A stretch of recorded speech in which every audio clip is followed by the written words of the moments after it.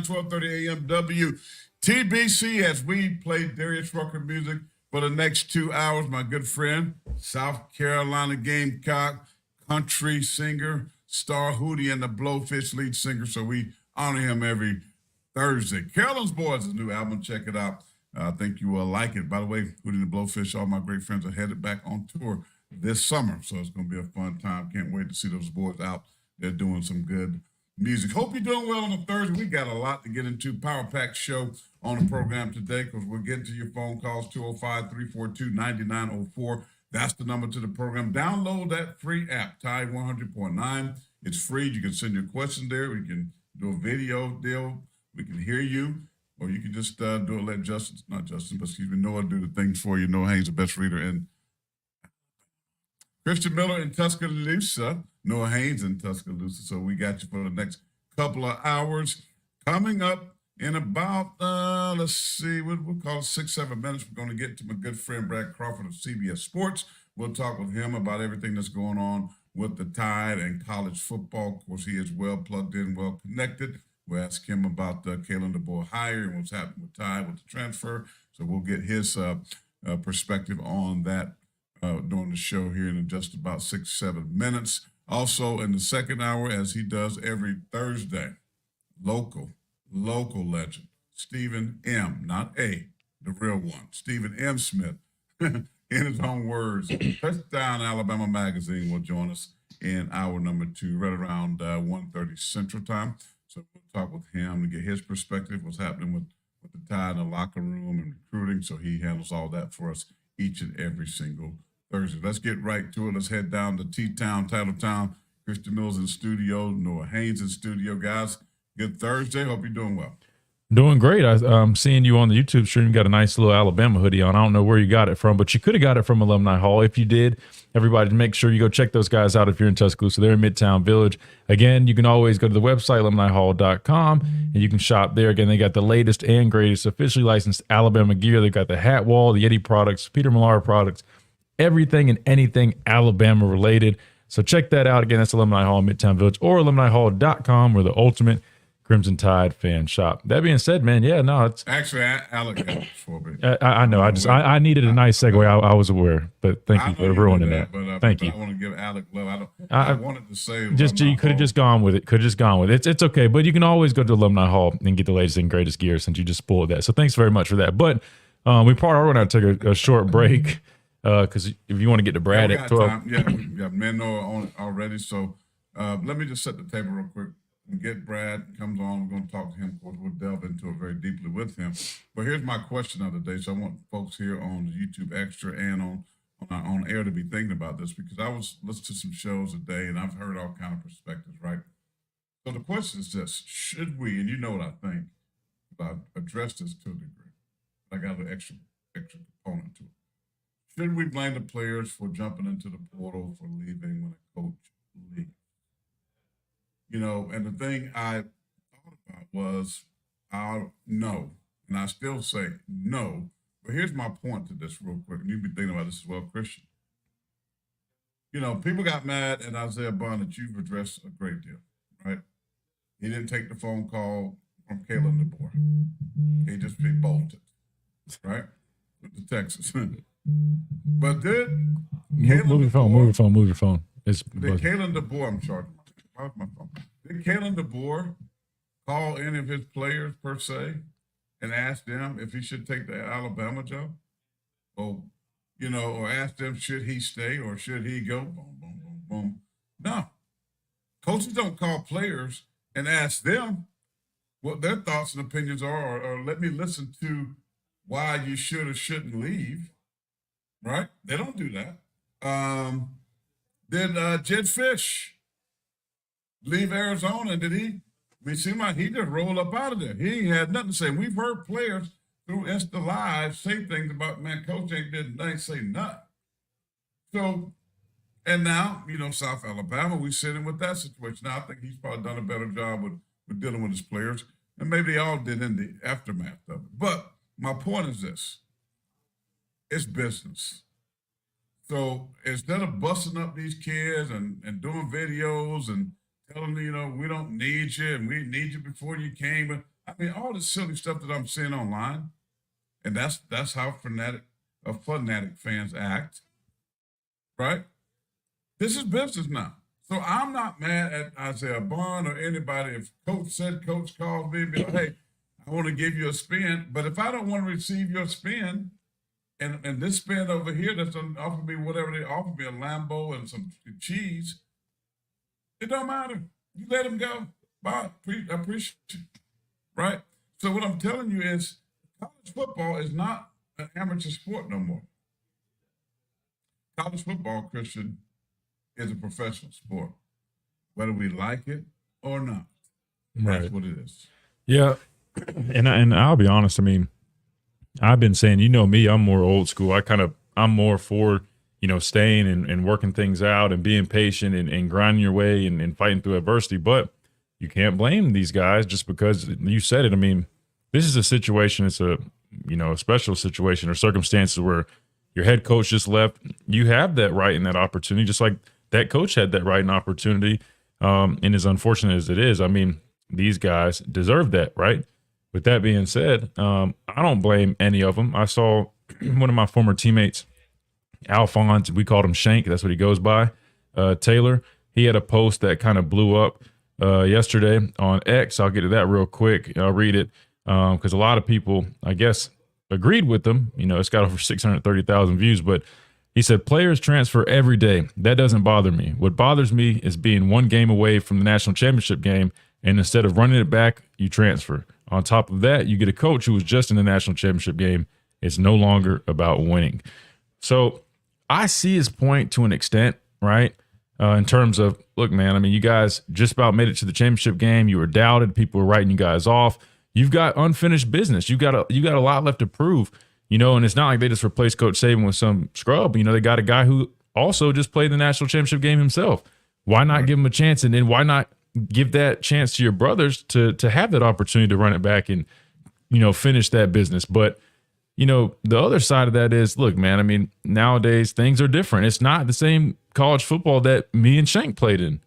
It's totally different. So, I see both sides of it. I personally, I would rather stay with my teammates and run things back. But at the same time, if someone says, hey, I came here for, to be coached by Coach Saban, this guy, he's gone, the whole program's a lot different now. I mean, I just want to explore my options. Then they deserve that. I hate to say it, a lot of people, aren't going to like that, but it is what it is. I mean, and we can be mad. That's fine. You're entitled to be frustrated, but this is their life. I'll keep saying that because, again, we're not the ones that has to live with these decisions. It's them. It's their life to live. Even though it hurts the fans, it's ultimately their life, their choice. So you're spot on. I totally disagree with Alfonso Carlton, whatever you want to call him.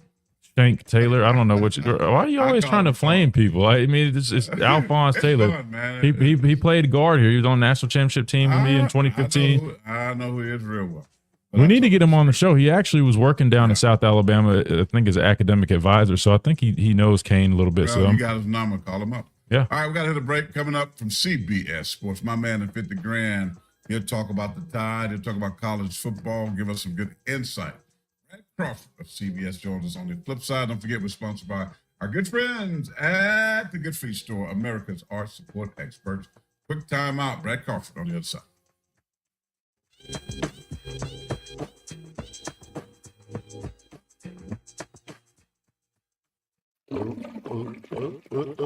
Tired of that gas guzzling big SUV? It's like trying to park a school bus. Hi, Barry Buckner here at Tuscaloosa Hyundai. What's going on, everybody? Welcome into the stream or the show. Sorry, I got to clear my throat, guys. It's weather.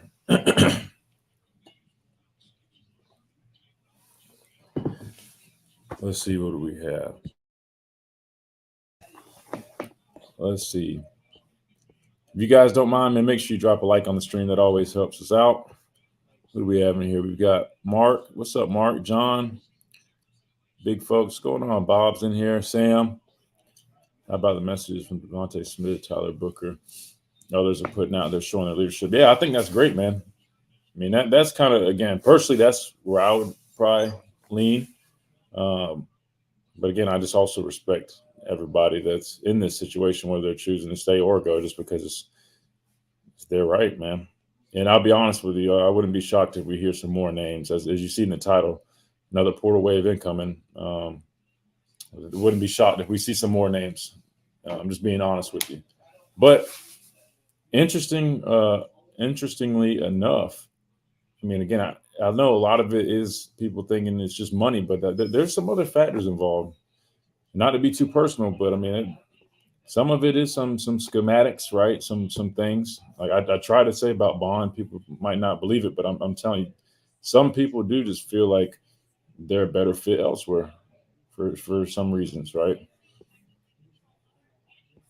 Jeff's in here. What's up, Christian? What's up, man? Hope all is well. Jeremy's in here. At this point, a lot of the focus should be on the guys who are staying committed to the university. They're the ones that should be commended for their commitment to the program. I agree, Sam. Might as well just give the attention to those guys and focus on what we do have, you know. Hey, Christian, everybody do what's best for them. Either way we roll, and is what it is. That's right, Dr. Chris. That's exactly right. I mean, you got to look at it like this, guys. If you guys – actually, I'm sorry. I'm trying to get my throat clear before we get back on. But all right, we got Dr. Crystal in here. You know, say another, you know, practice or office, whatever you want to call it, you know, is offering you – say your whole department clears out and another place is like, hey, you know, we got some need. We got a need for some more doctors. We'll give you a $500,000 bonus, a free Mercedes-Benz. I mean, come on, guys. I mean, that's hard to say no to, right? Especially at a young age. Even though I feel like that's teaching. She said, I'm out, right? You know what I'm saying? Let's just call a spade a spade.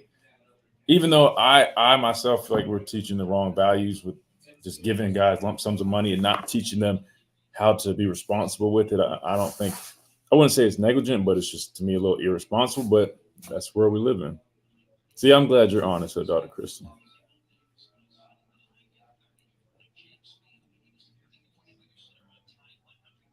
I hear what you're saying, Brian, but at the same time, man, I mean, he doesn't owe anybody anything, you know?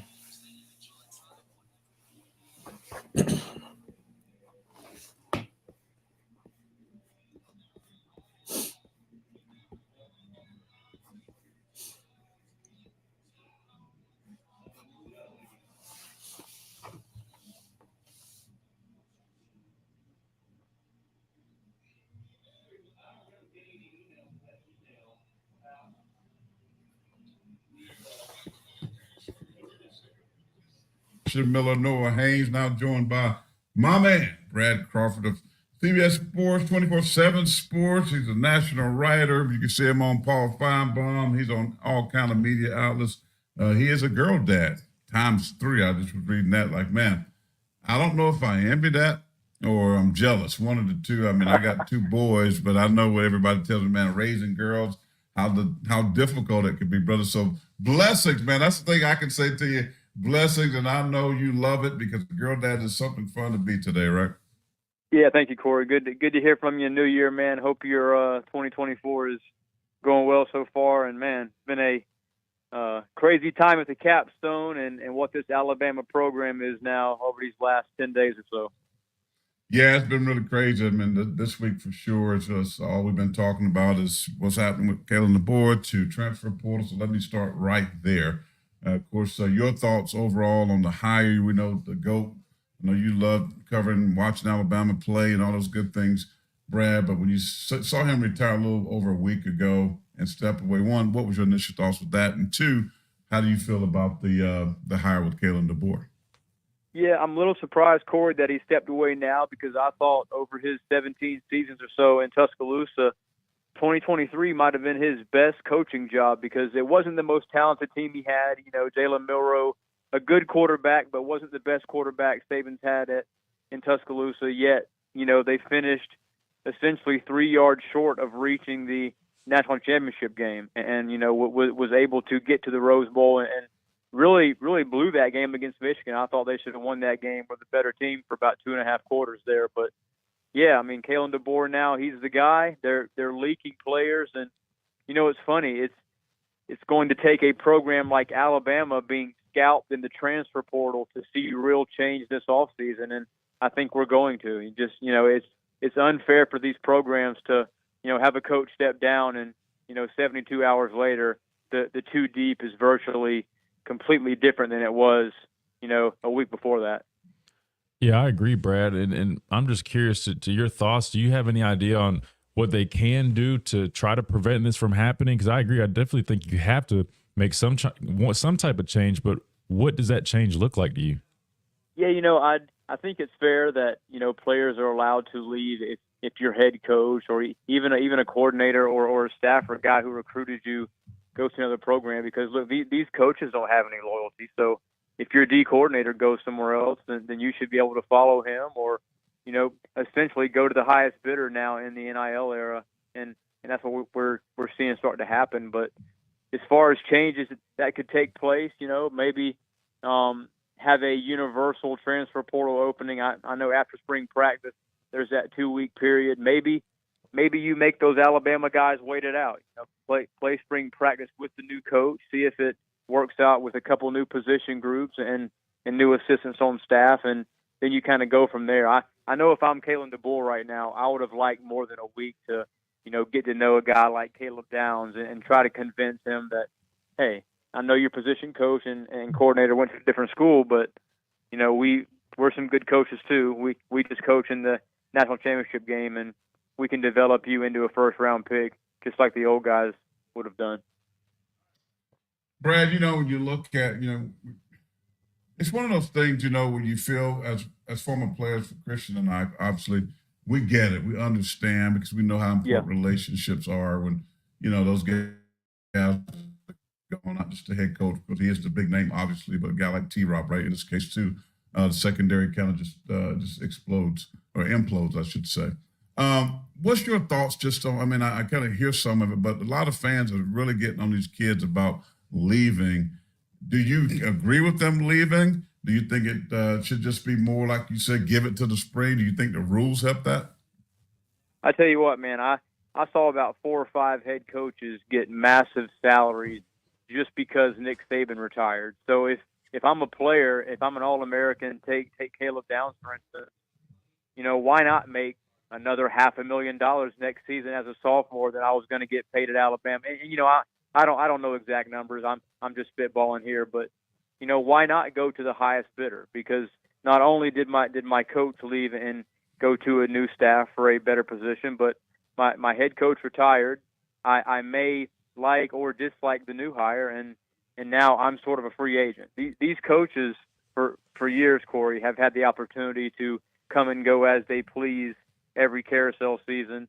We know the agents are getting fat and rich off of these contracts, and I just like the fact that the players have a little more say now. And I know some don't have that same opinion, and they believe in the cost of tuition and scholarship and yada yada yada. But look, Caleb Downs made Alabama millions of dollars a season. He's the best safety in college football, in my opinion, and if he wants to play elsewhere, I don't see an issue with that. Brad, when you look at Kalen DeBoer, how do you feel he fits in this program? And I know, obviously, a lot of Alabama fans are happy with the hire. Some thought they should have gone elsewhere. How do you see him fitting in Tuscaloosa? And what are some realistic expectations for him in his first year, maybe 2 years, given that he's really having to do a whole overhaul right now?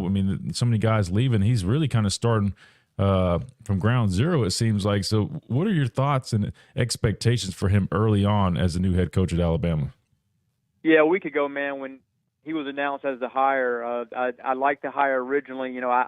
I did not foresee it being a rebuild as you phrase it. And I totally agree, by the way. If you lose half of your two deep coming off an SEC championship season, then it is a rebuild, even at one of the elite programs like Alabama. But I think it's a very good hire based on who Alabama could land. There were some other names. Steve Sarkisian, Dan Lanning are the top two that come to mind.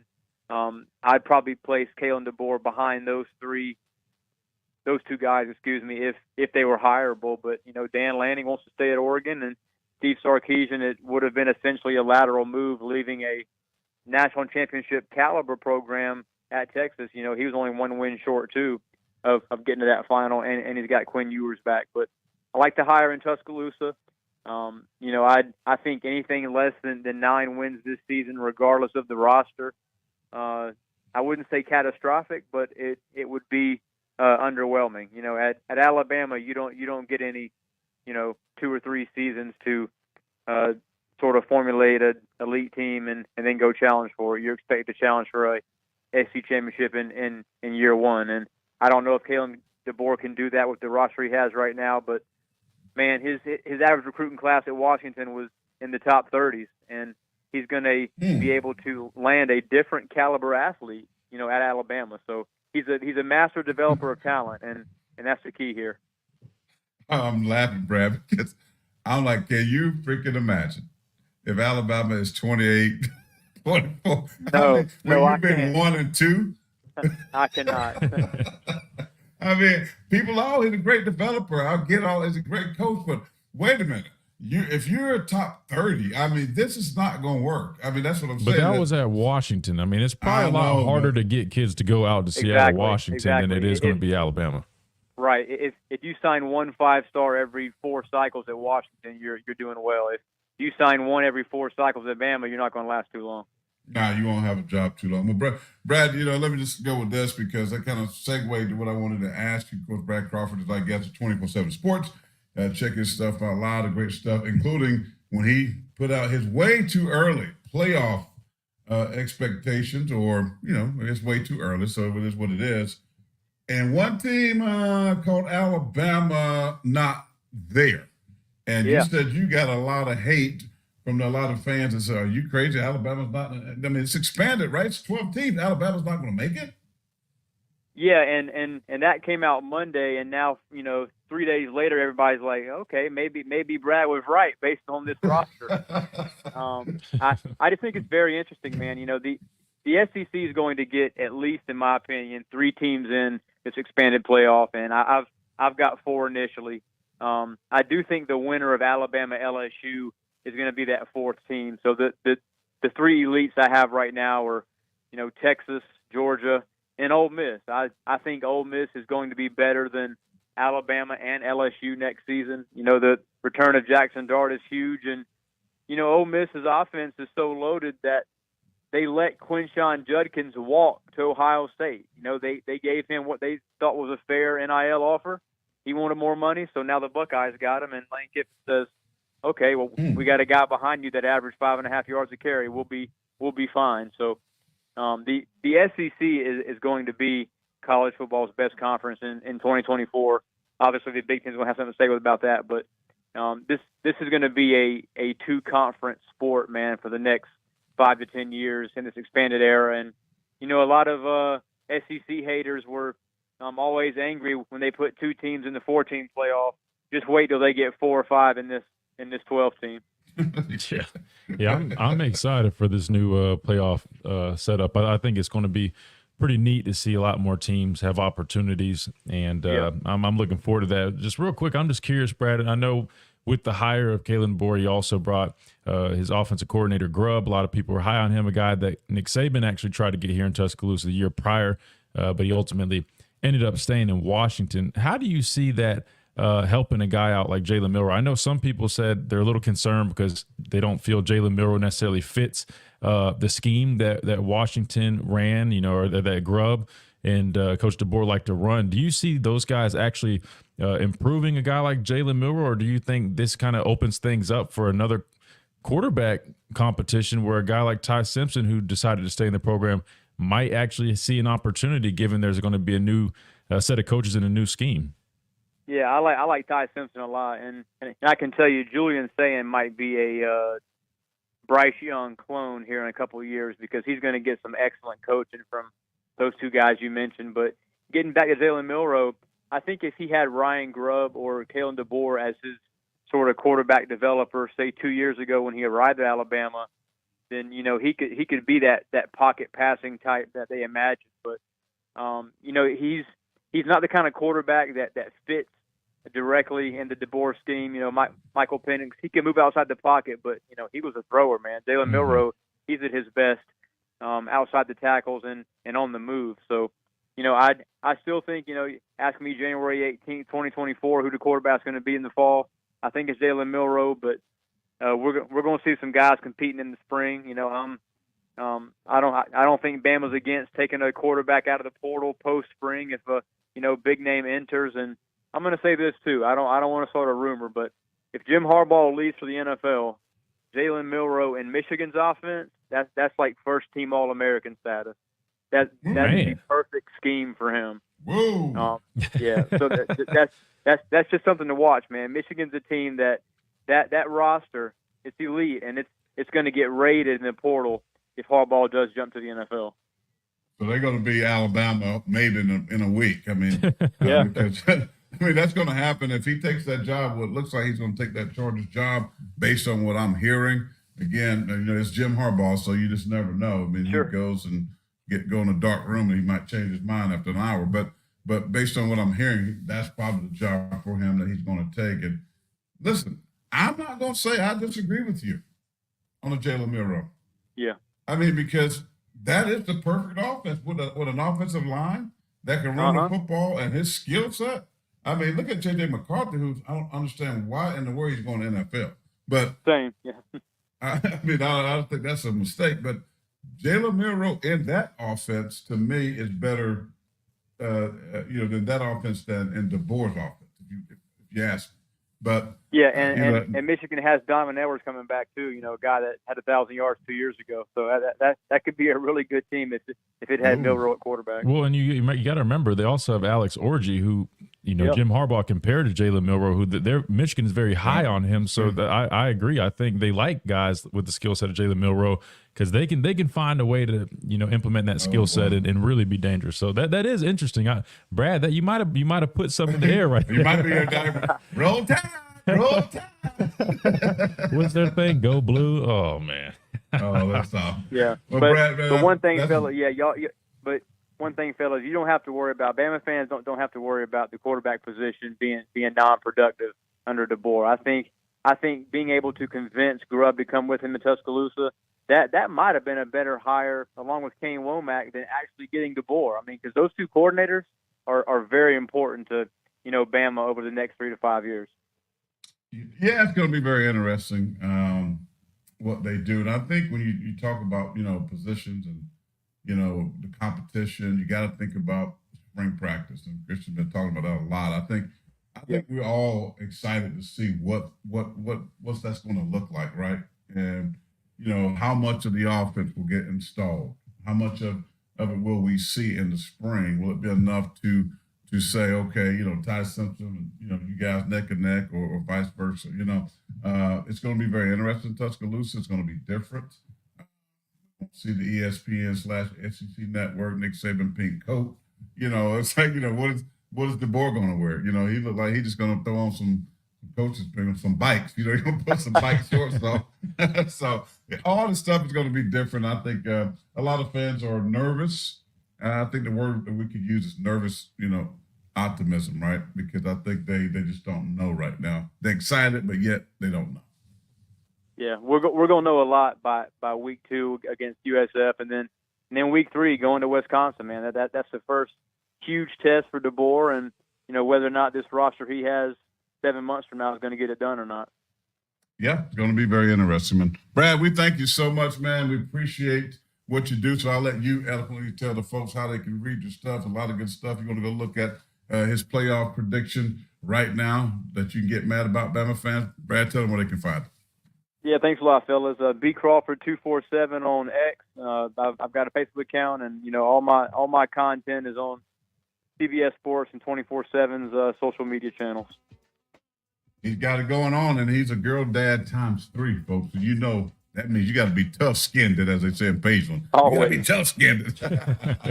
Brad, thanks so much, my friend. Thank you, Brad. Hey, thanks, guys. There he is. Brad Crawford, 24/7 Sports. A lot of great stuff, a lot of great work. Big question. What if Jim Harbaugh, Christian leaves? Everybody's going to be poaching their players. Uh-oh. It's going to be the they're same gonna be thing that's poaching, happening in Tuscaloosa up in was it Ann Arbor, Michigan. Is that where they're going at? to be like that. Roll Tide! Roll Tide! You kind of sound like them. I know. good. That's what he say. No. Roll Tide. Yeah, that was pretty good. That's pretty good. All right, we'll hit a break, come back. Your response. What do you feel like? What do you think that Brad said that you agree, disagree? We'd love to hear from you, 205-342-9904. This is the Bill's Edge. We're on the time. 100.9, 1230 AM WTBC. Back in a moment.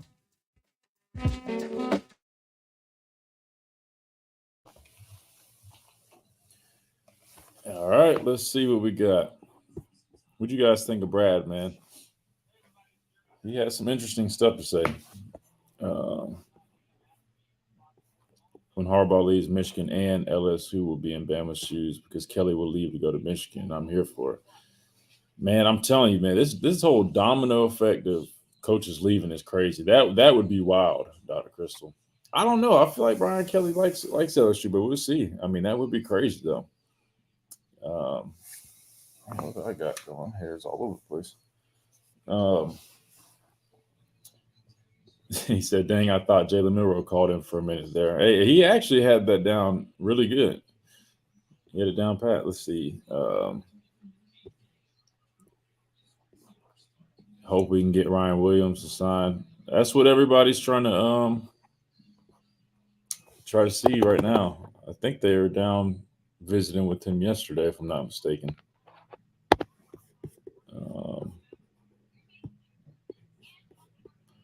Let's see. I believe Sharon Moore would take over at Michigan. I mean, he filled in when Coach Harbaugh was suspended, and seems like they have a good relationship. So maybe so.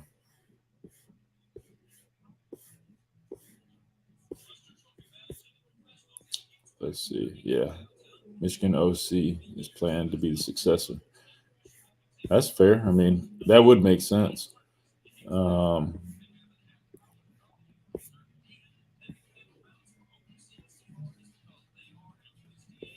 Hope we can bring in some players in spring portal at least. Oh, absolutely. Yeah. I mean, as soon as the portal opens back up and we're able to – because I think right now they can only work with the guys that are currently in the portal.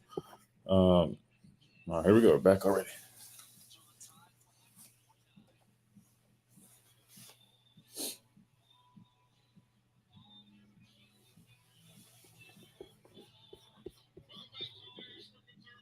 Tie 100.9, 1230 AM WTBC. Carolyn's boy. Appreciate Brad Crawford, 24/7 Sports. A lot of good stuff saying, hey, Jim Harbaugh leaves for let's just say the Chargers. Maybe they start poaching a guy like Jalen Milroe, who's equipped for that type of offense, if they stay that type of offense, of course. But I thought that was something that we'll keep an eye on, see what happens with Michigan. See, Dr. Crystal talked about that. You know, if that happens, you know, will Alabama now start to do their own poaching? And I would say yes. And you know, Captain Morgan, I call him Captain Morgan, the general manager, has some ties with that roster. So, absolutely. You can expect to see the national champions roster get hit pretty hard. It's just messy. Well, it's like a shift of. I mean, it's like each team is like. It's like we're going to become Washington and Michigan all in one, and Alabama. It's like a three-headed monster. It's so bad. Now, the question that I asked before we get into your response to what Brad was saying was, you know, should you be mad at the player if they decide to lose? But that's just load up for me. One of the funniest Alabama fans there is, and I don't think there's anything bad on here, but. Oh God!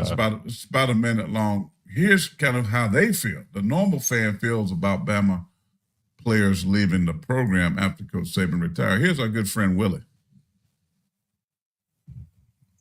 Willie? Yes. What you think about all these Bama players headed to the portal? They are crazy. They ought to stay right there with Coach DeBoer. That's right. They got to give him a chance. Got to give the man a chance. Just can't run off and leave him. He's been a winner everywhere he's been. That's right. I mean, if you're gonna do that, you're gonna try to get married and leave the altar and leave your old lady right there. Right there. If you can't commit to something no less than football, then you committed to Alabama, you ought to stay with the tie. That's right. I mean, good Lord, man. Don't turn your back on the tie. That's right. I'm with Malachi Moore on that. I can't say what he said, but I'm with him 100%. If you're a Tide fan, you know what he said. Dang Coach right. DeBoer, we're gonna give you a chance. We don't care what nobody said, and we love you, brother. We pull it for you. We pull it for you. We gonna stand behind you 110%. That's right. If you on that damn team and you can't stand behind him, stand in front of him. Be a man. Right. Be a man. Go out there and do what you're supposed to do. Do what he tells you to do and get out there and do it. And black, black. We don't give a piss about nothing but the Tide. Okay, we got out of that one. I was a little nervous. I thought Willie was about to have to. Nah, I listened to it before I listened to it. But listen, but that is the response of the normal fan, right? Like, you got to support the coach. You are you're not doing right if you leave. You're messed up. You're wrong. You're a quitter. They're gonna use all kind of adjectives if you leave the program. I disagree. I like Willie. He's funny, but you're wrong. But someone said in the chat room that, hey, it's whatever the kid feels comfortable doing. Now, I said earlier, the coaches can do what they want. You heard Brad Crawford say the same thing. The coaches can just up and leave, just leave the living room of a player. Even under contract, because I saw somebody mention contracts. Even under contract, right? Because they get bought out. The other team will say, hey, how much was this buyout? I forget what DeBoer's was. But they have 12, maybe. Whatever it was. I mean, they get bought out and they just leave. They don't say, hey, call the player and let the player try to convince you not to leave. They just leave. They make a decision solely based on them. So if you want to call them selfish, do we call Kalen DeBoer selfish? For those that are supporting him, this is just a fair question. Those that are supporting Kalen DeBoer, you're calling him selfish because he just took that group of guys who was a top 30 recruiting class type of team and made it to the biggest show in college football. He was there. He won the Pac-12 with those guys. And you just leave. You don't give them a full explanation. You don't give them time to kind of sit back and kumbaya, right? So what I'm saying to you is this, Christian, why not the players? It stinks. I don't, as a Bama fan, do you like Caleb Downs leaving? No. But you know what? You can't be mad at him. You can't be mad at Isaiah Bond to say, hey, Queen yours. This is more, I like this passing style offense better than maybe what you're going to do or what we did in years past. And plus I got a Lambo. And I got some cheese. Well, I asked the folks on our YouTube chat, again, if you're tuning in via FM, great. Again, if you're tuning in via the Tide app, great. If you're tuning in via our YouTube channel, awesome, right? But I was looking at some of those chats on YouTube during the break, and I basically just said, like, look, if you do a job and everybody leaves your job, your supervisor, everybody leaves, and there's another job with the same profession that offers you a lump sum of money and a free Mercedes-Benz, you're going to go. And then I'm seeing some of these people respond to what you're saying, basically saying, that's an adult decision versus kid decision, or, but coaches are professionals. But they're not students, but students can withdraw from school at any time, like a regular student. And again, I'm not necessarily advocating for these guys to do that. Again, if it was me personally, I probably would stay put because, look, I'm the type where I want to finish what I started, right? I take pride in knowing that one day when there's anniversaries, right, I'll have a place to go back to. I'll have a place that I can go back to and call home and know that that's where I played. Like, I was talking with somebody the other day, and it's like, man, I the thing I do hate for Bond, even though I know, look, he made a decision he felt was best for him, but after cementing himself in Alabama history with that catch, he would have, for the rest of his life, man, he would have been known for that catch. I'm talking about years down the road, way after he's done playing in the NFL, if he gets that opportunity. He forever would have that catch that people would remember. And he probably could do autograph signings for years and years, coming back and doing all type of big things just because of that one play, right?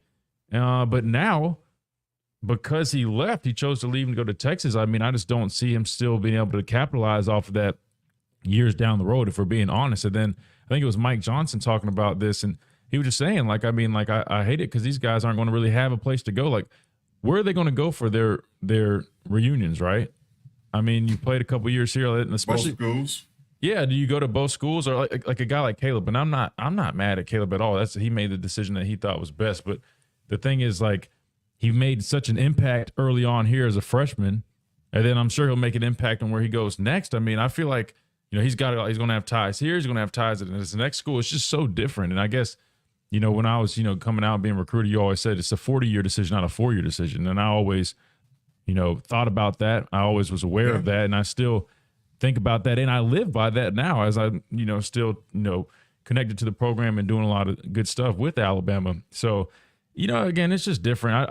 I wish people would, kind of see both sides. And the reason I say that is I'm not saying you have to like what these kids are doing, but I just don't like when I'm seeing, like, I was seeing people talk about Caleb Downs, like trashing him, right? Burning jerseys and all type of stuff. And I'm like, look, man, again, like, he's a young man that if he came here to play under Coach Saban, T-Rob, right? I mean, like, those people are gone. It is a new program. I think, matter of fact, let me bring this up real quick, because Tia was saying, she said it was basically about what Caleb Downs' dad said. And I wish I had the whole thing that he said, but he basically was explaining kind of the decision that, was made and what went into it.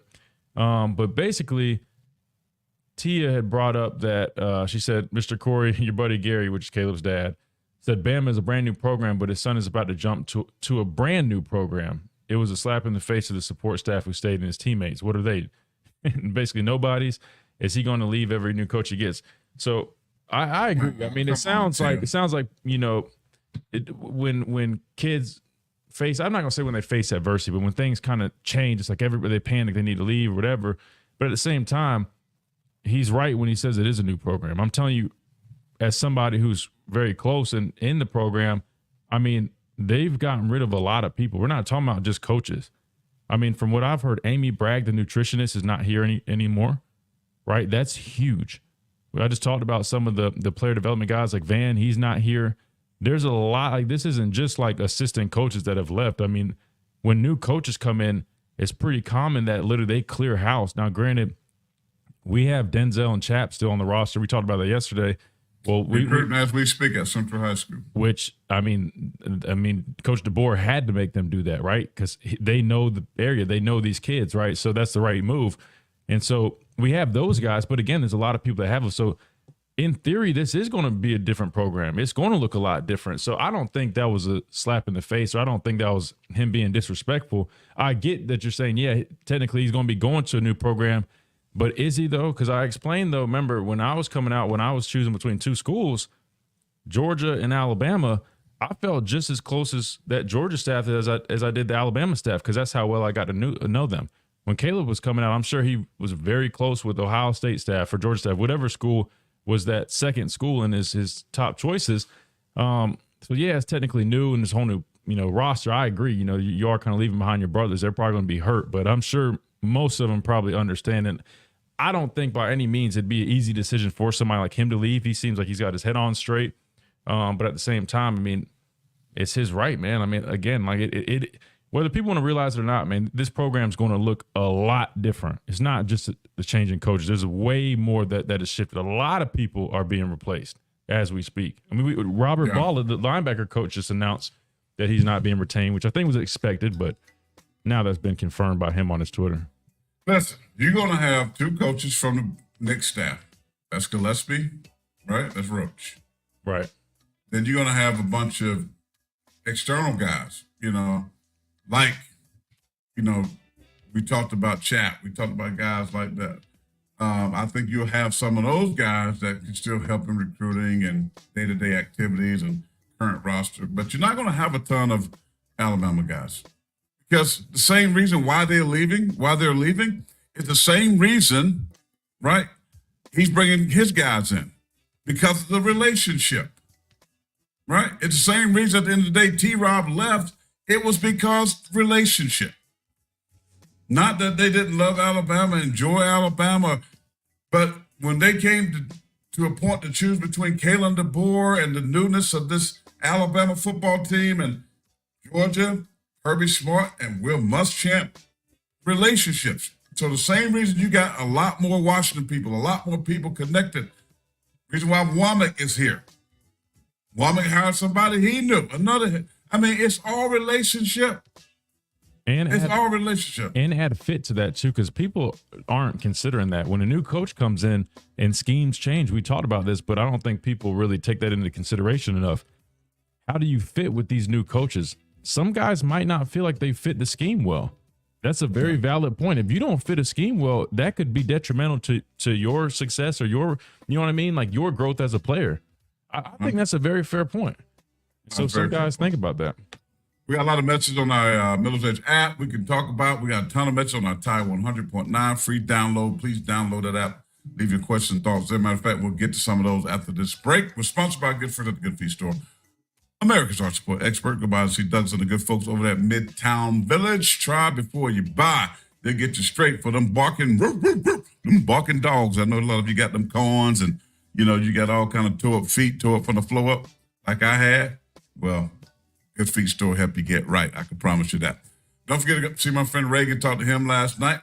Doing well over there. They got the anniversary coming up, I think, in a week down there in Tuscaloosa, 2703 6th Street. Best humidor, best recliners, the best relaxation in the world. Nice cigar, best humidor. And if you end up having a pop or two drink, if you will, as they call it in my hood in Pageland, go get you a drink, dog. You want to drink, get some bourbon, best selection in town. That is R&R Cigars, rnrcigars.com. Go on the website if you're not in the Tuscaloosa area. Quick time out. We can get your phone calls. We get some app messages as well right here on the Miller's Edge. On the Tide 100.9, we're the home of Alabama Crimson Tide Sports.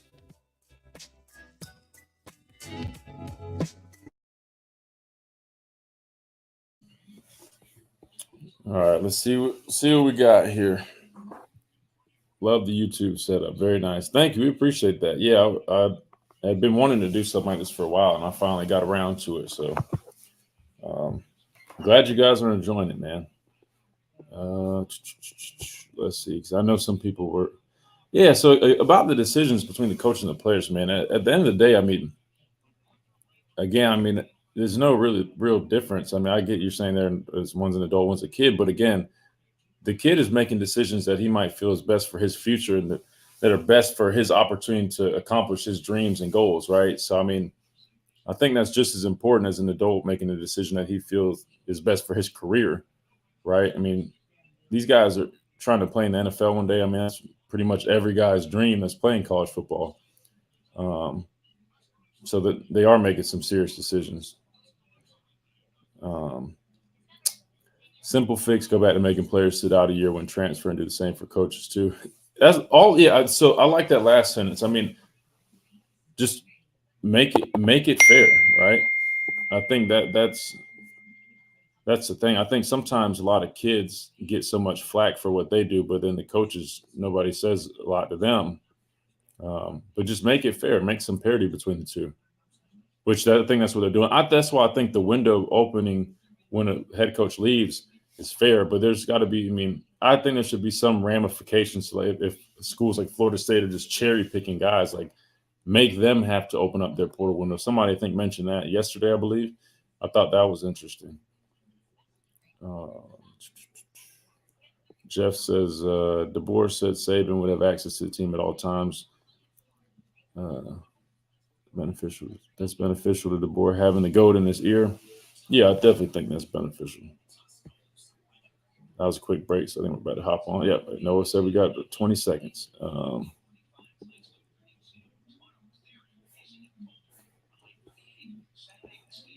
Nothing's been mentioned on justice. We're still waiting and seeing. I'll be honest. So remember this window. So it started the day after Coach Saban left. So I think today. I said yesterday was 23. I think it's actually 23 today.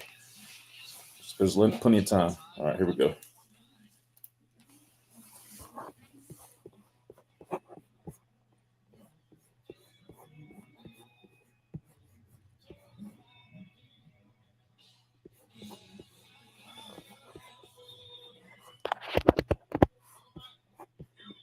Hootie and the Blowfish, Darius Rucker Thursday here on the Miller's Edge. Let's go back out to our best reader in the state of Alabama, Noah Haynes.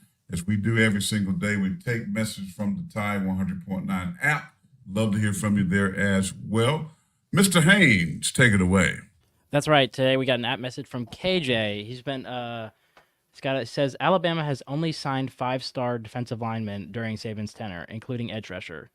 Part of the reason is schools negatively recruited our 3/4 base defense. Even though we ran more nickel kids, still were afraid of being used to eat up blocks. Do you think with simply announcing 4-2-5 is our base defense, that it may help our recruiting in that position?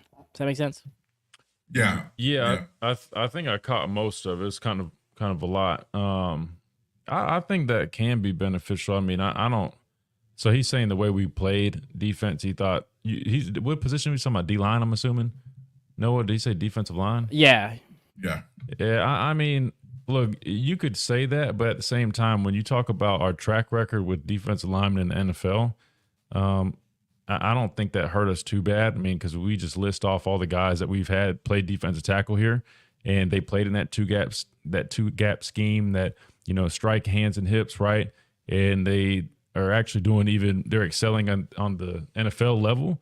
So I'm sure some guys want to play more of a penetrating front. That 4-2-5 might allow for some more of that. It's not, and the thing is, it's not so much about the whether it's a base 3-4 or base, you know, nickel type defense. It's more so about the defensive coordinator's philosophy, right? Because in the NFL, I was in a 3-4, but we played with the penetrating front.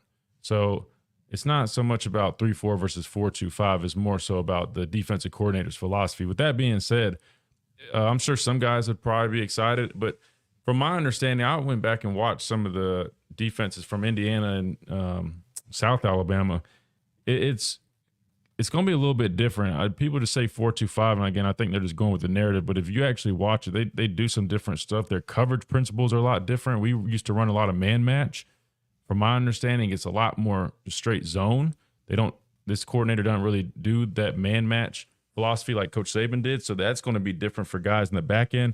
We'll just have to wait and see. But yeah, I don't know, man. It also depends on who he has. I mean, you know, what did you secondary? That's true. Better man covering guys, or you know, this guy's defense comes from his dad was a longtime coordinator, and from what I understand, they like to run a lot of cover 3 and cover 6. We used to play a lot of, you know, zone is definitely much easier to play. I mean, but that doesn't mean zone is a lot more less mistakes too. By the way, because once you get in the zone, but it also if you're not defend an area, not a person. Yeah, but it also can set up for a lot of big plays if guys are just picking you apart, right? So again, we'll have to wait and see. I mean, that's just the truth of it. We'll have to wait and see. I like man match type stuff, if you ask me. I don't, because Alabama made more mistakes than anybody in the country, and it's the most delicate. I don't even want to say the word, the wrong choice of word. It's the most difficult defense in college football. Nick Saban's defense. One of the things I do look forward with most NFL defense is man match, though. It's never, but it's not to the principles in which he employs.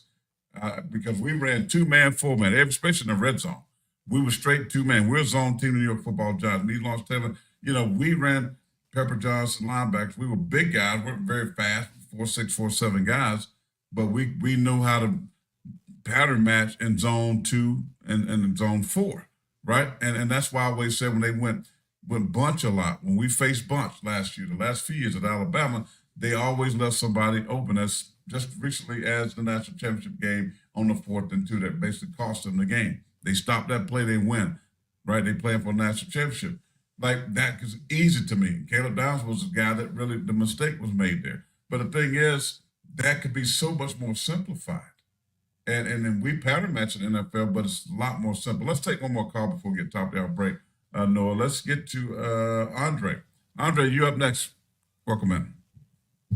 Hey, what's going on, man? What's up, Andre? All righty, man. I'm the preacher of joy, pain, sunshine, and rain. Whoa, I like that. Hey, what's going on, though, man? I just want to say a few things, man. I've been watching y'all, for the last couple of weeks, and I really enjoyed y'all, man. A lot of these podcasts, man, they talking heads, but I like people who can really give me information who actually played the game and know what they're talking about. So I really enjoy y'all, man. I just want to give y'all flowers because y'all doing a great job, and I really enjoy it, man. Thank you. Appreciate that. Yeah, man. What I noticed, man, I may say some things that y'all may not totally agree with, but Nick Saban really there was no perfect way for him to leave. If he had stayed and did a victory tour, it still would have been all those 2025 recruits been like, no, we out of here. He gone, we gone. Right. So it really wasn't a perfect way for him to leave. You know, a lot of people don't like the way he left. Then I heard, you know, one of the former Bama players on Twitter, he was like, you know, you should have stayed or whatever because you was almost there. But at the same time, these guys came to play for Nick Saban. Right. So, you know, I get it from both angles, you know what I'm saying? So, you know, and then with the Caleb Downs thing, man, to me, that kid don't come across, and this is me, he don't come across as somebody that is all about money. I keep seeing people talk about money with this kid. He seems like he come from a good family where it's not about money. He looking more for structure and stability. And when Nick Saban left, he lost that. So, yes, sir. You know, that's just how I feel about it. So fans are like, to me, I think Alabama is getting ready to go through something catastrophic. I know people don't want to hear that. I just think they're finna go through something catastrophic. And I don't know, they're going to lose really all the bandwagon fans. That's going to happen. The casual fans going to have to hold it together. Yeah. Because No, they're not used to what's about to happen, man, and some of the things they're going to see. That's just my opinion. You know, everybody got an opinion. They like buttholes. Everybody got them. But, man, it just, you know, it just seems like it's going to be catastrophic, man, because the fans are not used to some of the things that's going on now. Just wait till once the season starts and everything, you know. So we hope for the best. You know, Andre, I think they'll come out of the spring A-Day a little bit more optimistic, and I think they'll like what they see. And I think I caution, you know, fans because it's just spring practice, right? You know, so, you know, I don't think you can get too high, nor should you get too low. But, all right, you know, I think what's going to happen, and I don't disagree with anything that you said, but I will say my little pushback would be the fact that we watching Michigan and we watching some of these other teams after the spring. We know that the portal will open back up. So those guys that they did lose, I think you're going to have some guys that they didn't have, that maybe they didn't want them, but this staff may want them, and they're going to have a chance to get some veteran guys that have some valuable snaps and time that could come in and fill spots that they really need. They just got to hold most of this thing together, because I look at potential starters on both sides of the ball. They still got dudes now. After all they lost, they still got dudes. So if they can keep the core group together and then go and pluck from here or there, which they have, right? They have Jamison Williams from Ohio State. They've got Vanderbilt, you know, NFL guy. They got Jahmyr Gibbs, who's playing in the NFL right now to play. They have done that. So they're very strategic in plucking from other trees, right? When they start the leaves start to fall, because it's going to happen after spring. And I think they may be all right based on what they're trying to do offensively and defensively. As Christian, of course. All right.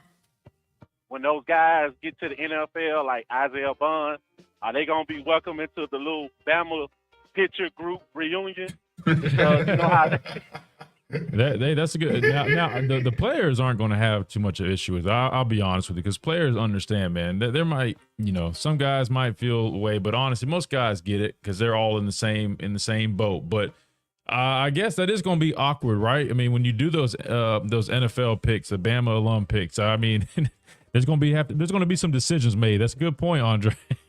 Good point, man. We got a break, Andre. Thanks for the phone call. Appreciate the kind words, too, Yeah, man. Hope man. you stay with us, bro. We got a lot of good stuff coming. Yes, sir. Good Thank stuff, you, sir. brother. God bless you, Andre. Appreciate him. All right, quick timeout. This hour, we'll hear from Stephen M. Smith, get his comments. We'll continue this conversation on the flip side of the break. This is the Bills Edge. We're on the tie 100.9, 1230 AM WTBC. We'll be back in a moment.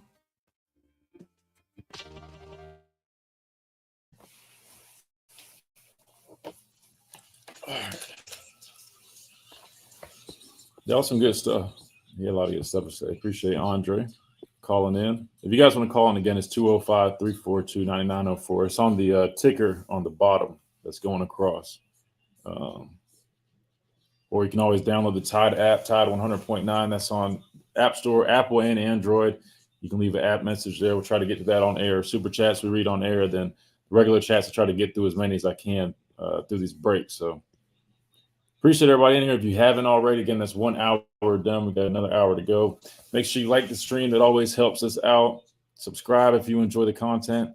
And comment your thoughts and opinions. Again, I try to get to as many as I can. So let's go back and see what we got about that. So that man match versus zone. So here's the thing, right? In like a true zone. So in the NFL, a lot of teams. I was just talking to my buddy who's in the NFL, plays defensive back, and a lot of guys, not guys, but a lot of teams, they do more of a man match. You kind of have to, because if you do true zone where you're not matching those patterns like these other teams, you can really get exposed because teams will really put you in conflict. We were talking about, having a corner that's responsible for a deep third. He's got a wheel route and a post, right? It's hard for him. There's a conflict right there if you're not really matching patterns. So that's what I don't like about true zones that don't match, because there's a lot of conflict. I know it seems easy when you say, oh, well, zone will work better against this. I like doing man match, but then when there's situations like bunches, formations and things that can cause issues with matching, then you go to more of a traditional zone, right? That to me, that's better, better suited. That way you're more prepared for certain things. Philip said, Miller, what do you like and dislike about his new defense? So that's kind of part of it. I was just explaining. I don't know a whole bunch just yet, but that's just kind of what I was gathering. They, like to run a lot of, more regular zone. 4-2-5. Again, we pretty much ran that here the past several years. So that's we're used to that. They have a similar position like a jack that we have. I don't know. I have to keep looking into it, but it looks a little bit different in terms of the way they play things. I was talking about up front, like we're very, strike, hips and hands, right? This guy likes to be a little bit more aggressive. We'll probably see some more slants and movements. I see him, wrapping ends on like knife patterns and things, mixing things up. So again, I think implementing some of that stuff, he loves simulated pressures, bringing it on third downs. I think that stuff can definitely be good, but as a player that played in Coach Saban's system where, we're, had guys two gap and had, big guys up front, two gap and linebackers flowing over the top, man matched on the back end. And we had a lot of success doing that. I'm obviously probably going to feel more comfortable doing that because I know when you do it right, it's a damn good defensive philosophy. Problem is you just have to have guys that truly understand. And I think, unfortunately, a lot of these younger guys were having a harder time grasping those defensive philosophies, right, and the way to play things. So that's why we saw more busts. But I think there's a balance in between. But the issue is this is a whole new staff now. So it's not like we're trying to fix our old defense. This is a whole new defense now, if that makes sense. Let's see what else we have here.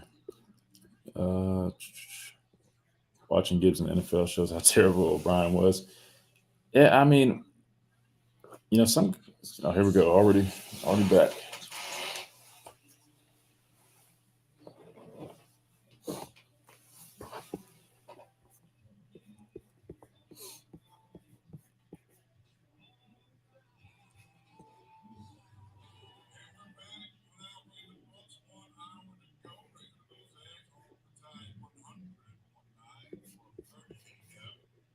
WTBC. Hope you're enjoying your Thursday sunny afternoon here. I understand that the snow's off the ground down in Tuscaloosa. The ice is gone and people can travel safely. Well, it's been kind of pretty here in South Carolina in the 50s and sunshine. And we always we'll take that for the wintertime. Many thanks again to our good friend Brad Crawford of 24/7 Sports.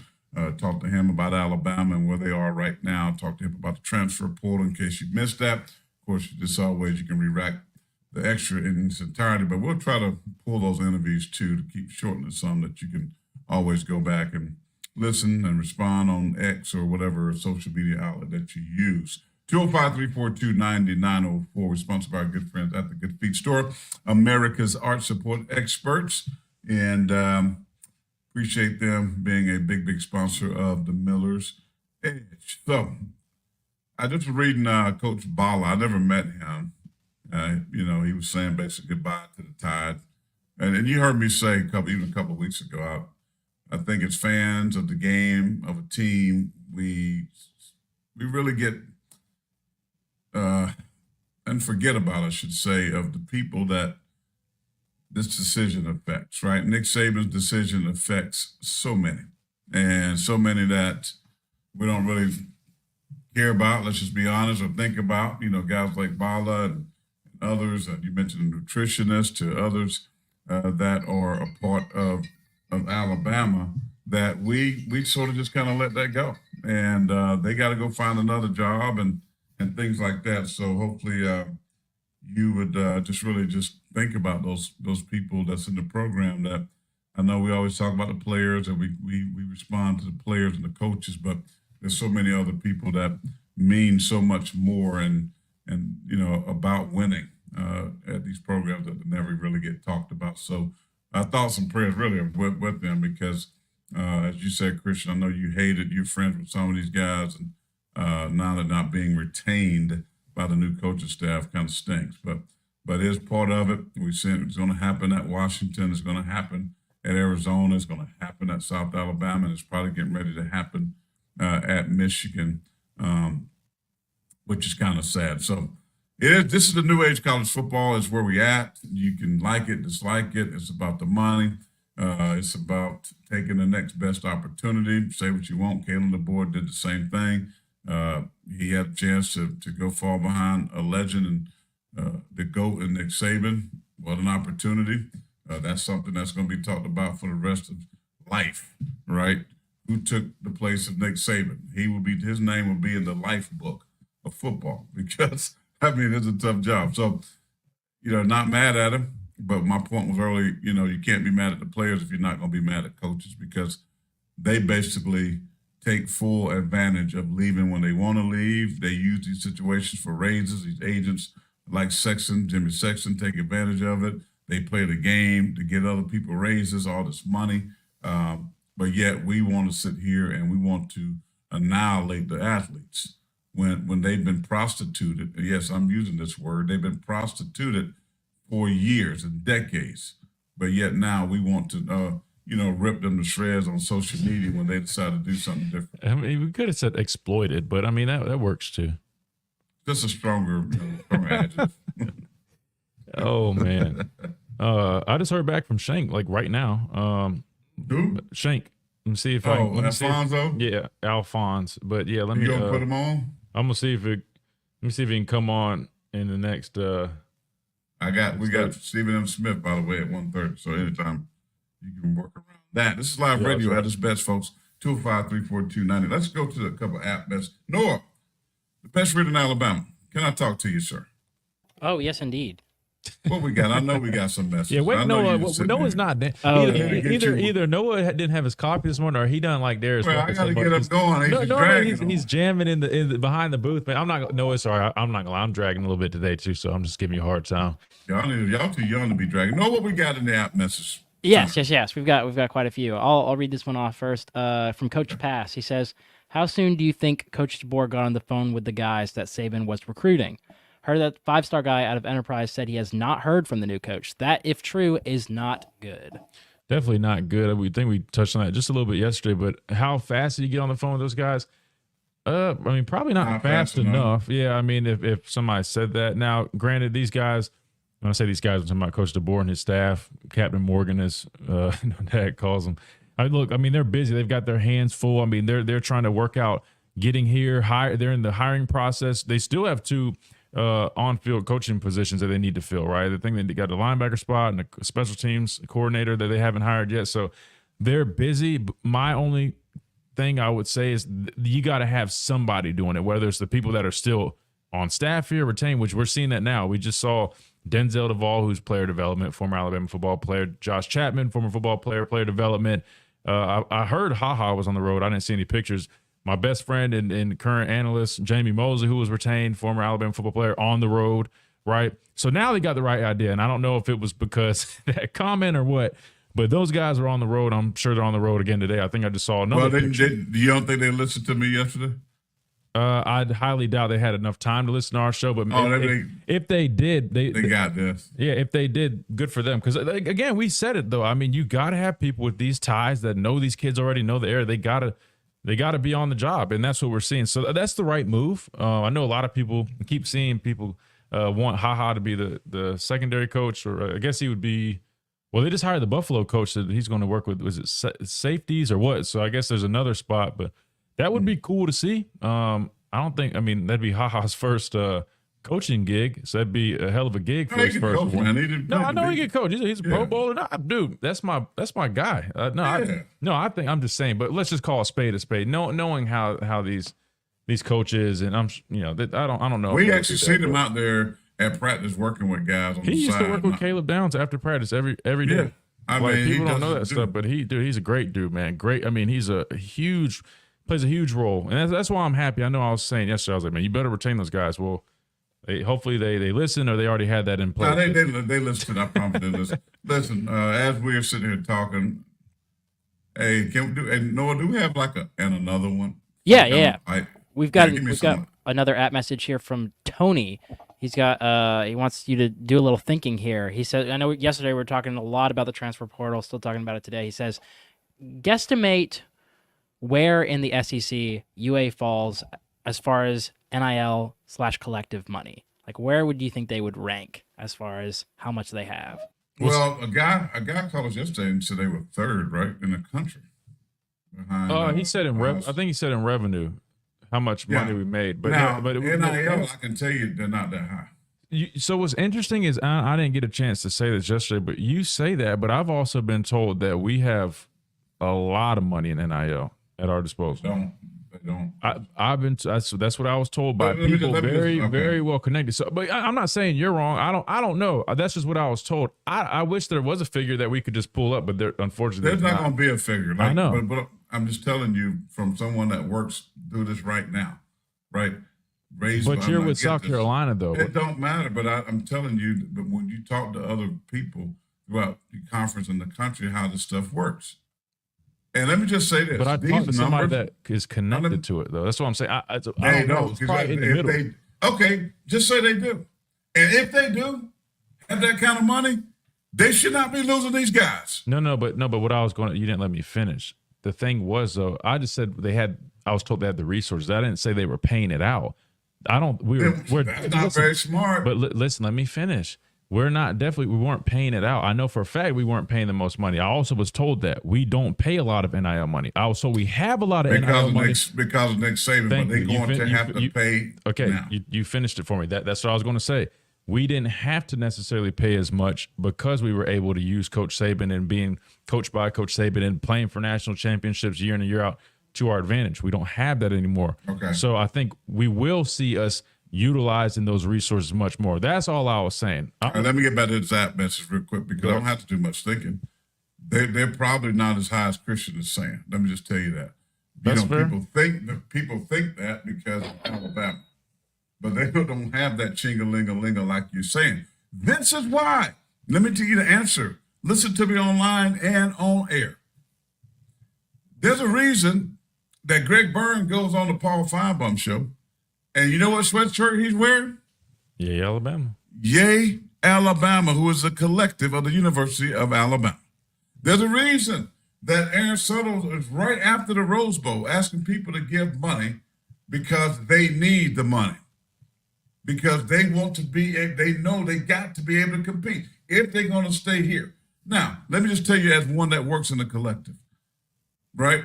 The money that you're hearing, someone called me last night, Caden Prop is going to get $2 million to go back to Iowa. No, he isn't. No, there's not, but maybe a couple of quarterbacks in the country that got real money, okay? You can offer kids certain things. A lot of times these offers, I'm telling you, come from collectives that had zero to do with the school. The coaches may not even know if they do it or not sometimes. I'm just telling you. So, yes, several $100,000, maybe, likely. But there's not, this money that you're hearing on internet is false. And there are people that have no idea how this stuff works. Yeah, no. Even Greg Burns said that. Like those numbers that you are definitely inflated. They'll say this. They're inflated. Oh, we got to pay me. No, you don't. That's not how it works. And these kids don't get all that money at one time. You try to spread it out. You try to do it in a yearly thing or a quarterly thing. There's different ways you can do. Yeah, that's so all the stuff that you're hearing from NIL, all the stuff with this is false and it's wrong. I'm just telling you that. Yeah. So Alabama, to answer the question, is probably 5 or 6 in the SEC. In the SEC? They don't have the money that Texas have. They don't have. Okay, go ahead. They don't have the money that Texas A&M have. Okay. They don't have the money that Tennessee has. They don't have the money that Florida has. Really? That's Florida. Yeah, Florida got a lot of. If you go look, Alabama is a small state, and they are spread out. But these big states, they got millionaires, tons of them. They got billionaires. But we also have people connected to us that aren't just in Alabama. I just said that. They're outside the state. But still, Christian, I'm telling you how this stuff, and they are not there yet. They got to raise the money. Texas, I'll be the first one to tell you I don't have a solid number. I can't tell you, and that's fine. I agree. So I'm just telling you. So I'm telling you, I'm jumping on the Greg Burns. You better give. You better. There's even a student for $5. A student can pay $5 and help out. Because how this stuff works. But let me ask this. So why is it always like we're having to raise it from like our fans? Like what about all the TV money? I'm just asking. It's against the rules. That's against the rules. Yeah, the school can have nothing to. So that's why. So the school can have nothing to do with NIL. Okay, that answers my question because that makes me feel better because I'm not gonna lie. I always just like, why are we just asking from all these people that might not have the money? It got to come from. But I'm like, we make all this money. Like, why can't we use that? But that makes sense. Here's the thing: the model that is employed is not sustainable, and this is what I talked to with our collective, Carolina Rise. Right? It's not sustainable to keep going to boosters. And South Carolina has a small booster, compared to other schools I just talked about. We got some people that's billionaires and some money, but you can't keep going back to those same people asking for money to pay kids. Right. Everybody has to give something. And to me, what I'm implementing is a business model. We're creating business models to be able to support NIL, right? So people like to spend money and buy something or get something, but they ain't not so much about giving it to you, right? So you got to, what's sustainable is a business model or more little fish paying $10 than 100 big fishes, right? So if you got all these fans, but they just give a little bit, man, that money expands. And here's the bottom line, guys. It ain't one time. It's every single year. This stuff is just recurring. And so it's a hot mess. I'm going to tell you more about it because I don't think people understand what really happened. We got some phone calls. I'm going to promise we'll get to you next break. We got Stephen and Smith coming up, 205-342-9904. We'll get to those and some more of your messages. But Alabama got to raise their game because at the end of the day, there's more people on these rosters that's going to be moved by the cheese than the relationship. Caleb Downs not one of them dudes. He's a good dude. Money definitely still is involved. Don't money is the root, and it rules all of this stuff. The bottom line. We got a quick break. Be back in a moment.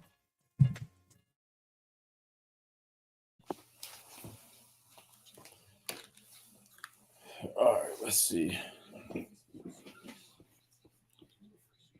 Let's see what you guys had to say about that last segment. Seems DB and UA staff are missing the little things, the details. DB was wearing blue when he addressed the basketball crowd. Come on, UA, get that man some Alumni Hall UA gear. There you go. Yeah, head on over to Alumni Hall and get that gear. But I will say though, it was technically Alabama. It had like the tied, word tied on it. But color wise, yeah, I think crimson that probably would have looked better. Okay, Aaron Suttle said that the Alabama said that they did not want to set the mark for players. Well, could y'all see there being a big change to the NIL to close the gap for other schools? There probably needs to be. That's why I think at this point you might as well just put some type of salary cap, right?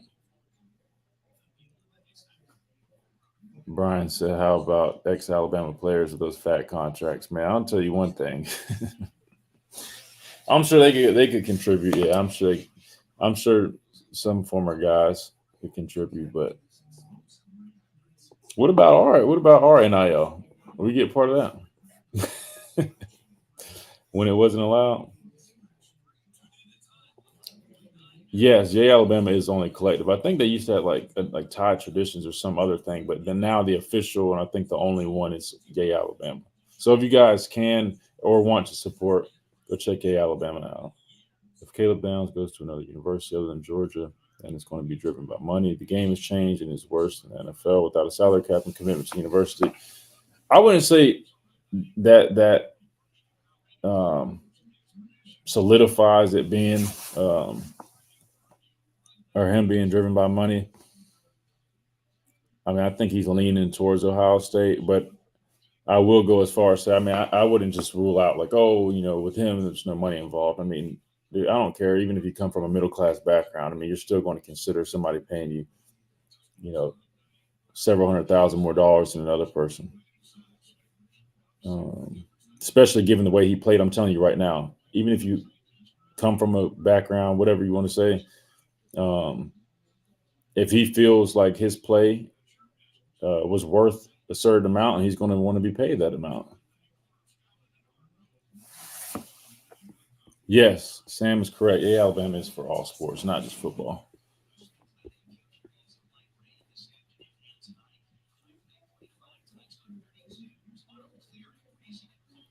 So we got NIL money, and we just let the best safety in America walk. That's the thing. I mean, it's not like we didn't want to pay him. I'm sure they probably offered him what he wanted. I think it was more so all the coaching changes.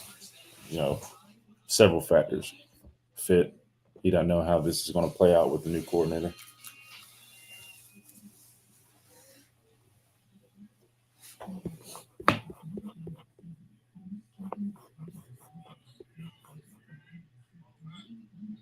Thursday, Carolyn's boy.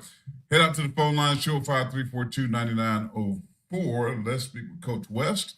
Thank you for being so patient, Coach. Welcome in. How you guys doing? Doing well, Doing Coach. great. How's it going? Oh, I can't complain. I'm a new listener, and I have to sit back and say I enjoy listening to you guys. I enjoy listening to you guys and TNT, listening to Charles Barkley and Shaq. You guys are on that level for me. Oh, man, no, that's some high praise. Now, hold on. Now, I don't know if you can get that. We appreciate that. Well, the thing of it is I love listening to those who know what they're talking about and who have been in it. So you can't, if you don't have no scars, how can you tell me how to heal? Dang. That's the way I look at it. Respect No. that. I think that's a shirt. Like, I need to put a T-shirt or a hoodie. If you have no scars, how can you tell me how to heal? Wow. Yeah, that was tough. Real. That's a good caption. Yeah, when I think about these guys leaving, I sit back and think, when I see where they're going, it's just like, Saban left, so the quickest place to go to is some place that you're familiar with in the same culture, which is going to be Georgia and Texas. And I can't be upset with those kids because it's like, if something happens, you go stay at your uncle's house. And your uncle's the closest thing to the comfort and the culture that you're used to. And that's what's happening. But I live all the way up north in the Pittsburgh area. Okay. And if the Alabama doesn't start paying money, they're going to end up like the Steelers. The Steelers don't really pay money because everybody's used to coming to Pittsburgh because of what Pittsburgh brings. But That's now fair. you've got a lot of D talent and expecting an A output, and it's not working. And granted, the coach is doing well, but everybody's tired of just the same old thing. And that's what scares me the most, like, keeping that kind of culture, or what kind of culture is DeBoer bringing in. Because some of these guys probably seen him when he came in, like, yeah, that's one thing, but and that's probably what just pushed him away. Like, money's one thing, and it's always going to be there. But that comfort and that culture is going to be different. Yeah. No, and I think that's a valid point. Another thing I'll throw in there too, that comfort, familiarity with those coaching staffs that they were heavily recruited by. But I'll also say, when they come to Alabama, they, basically they relate Coach Saban to competing in national championships. I know you relate Alabama to winning national championships, but realistically, as we're learning, it's mostly Coach Saban. Now that Coach Saban's gone, they're already kind of, a little hesitant. They get the new coach, and I know he just played for a national championship, but they're not too familiar with him because he's, it's probably one. He probably didn't recruit too many of them. He was on the other side of the map, right? So then they're kind of like, all right, we got to feel him out. But then take it one step further. All these other guys on their team are hitting the portal. I hate to say this, but now these guys that are basically trained to compete for championships, they almost probably feel, hey, we might have a better shot in the next year or two of winning a championship at a place like Georgia, Ohio State, maybe even Texas, than Alabama right now. I hate to say that, but just given the circumstances of what we're going through, that's just kind of a fact. Those places are a little more stable. They have just as much, if not more talent now that we've lost so much, and a little more stability. Does that make sense? Yeah, it makes sense. Well, the one thing I'll sit back and think, Christian, you've been in it, and you know what it's like. So you got to sit back and think, there's a quarterback that left and came up here to Pitt. Right. And I'm sitting back thinking, like, I think he was a freshman. Like, when you walk into Pitt compared to Alabama, what's going to change for you? Like, how everything is ran, how everything goes. I said, and we've seen a lot of kids who've left who haven't been a part of, Saban's descendants, and they go places and they're not successful at all because they're used to a certain level and a certain standard. And a lot of these places, I hear so many ex-players talk about, the standard at Alabama is so much greater than most places, and that can throw a kid off. And that's the thing that some of these kids have to look at. And that's probably why some of these kids are leaving. Like, is the standard still going to be the same? Yeah. I think you're right. And I think, too, Coach, all kids can't leave either because here's the reality of it. All these kids are not wanted. I know because it's Alabama and they were just 4-star, whatever, yada, yada, yada. But the reality is some of these kids are not wanted, and therefore they're going to stay and say, well, I'm here, so maybe I give myself a better opportunity, right, at this place. But kids like Caleb Downs and Isaiah Bond and all these other kids that have already started at Alabama and been productive, guess what? The sky's the limit for those guys, and they're right on point what Christian is saying, that they're saying, we don't know. It's just that hidden fact that you don't know. I can like his record. I can like what Wikipedia says about said guy, but I don't know what it's going to be here. So I'm going to take my talents and do it somewhere else where I feel like they are more established. But listen, that's just the way of the world now. I got my questions on what NIL or what money should look like. I agree that all these kids should all get paid, but I don't think it should be an open door. If you're going to do that, you got to get away from, amateurism and make it professional. Well, Saban already told him from the beginning what it was going to be like, and everybody dogged him out at all. He don't know what he's talking about. He's getting jealous, and everything he said has come to fruition. They should have listened. Hopefully he'll get on the board and talk more about it and have something to do with fixing this thing. That's what I'm hoping. Yeah. Well, and another thing. Go ahead. Sorry. No, you good. Go ahead. No, and I was going to say, Corey, I like your approach because I'm the same way. You know what I mean? I know everybody may not like it and think you're just being a little too hard, but you got to hit them right between the eyes, and I love it.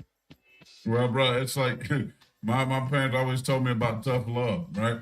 And if I can, like today, think about the switches that was pulled off the tree and the belt buckles and the church shoes that had the thick, the thick heels that I got hit with, and I thought my parents hated me, but it did me really well today, and I'm very thankful. God rest their soul. So appreciate you, brother.